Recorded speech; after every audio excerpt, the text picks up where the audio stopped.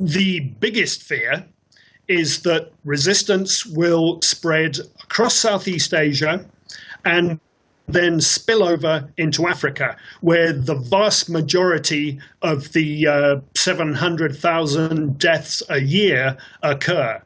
And historically, we've seen when resistance to chloroquine spread, there was then an increase in mortality due to malaria.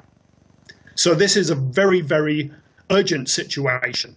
Tim Anderson of the Texas Biomedical Research Institute spoke to us via Skype.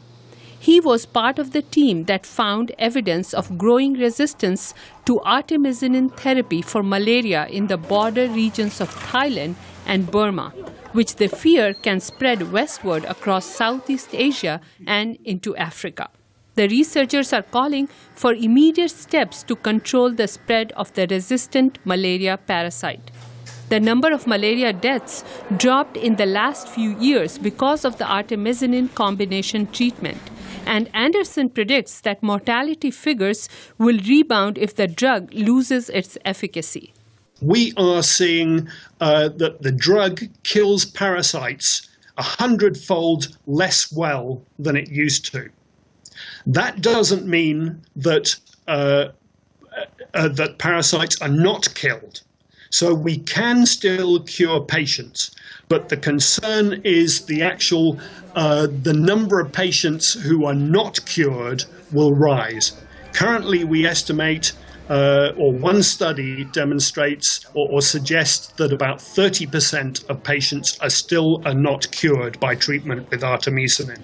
I have to say I'm not actually all that surprised. Every time we've developed a new drug, the parasites figured out a way around it. Dr. David Caslow is the director of the PATH Malaria Vaccine Initiative, an international non-profit organization committed to developing a malaria vaccine. The good news is that the first ever malaria vaccine is on the horizon. The malaria vaccine could be available by 2015, Caslow says. But it will be just one more weapon against malaria, and the problem of resistance to artemisinin is real. It's a piece of a larger control and hopefully someday elimination and eradication program. We have a variety of tools to use: bed nets, indoor residual spraying, preventive therapy.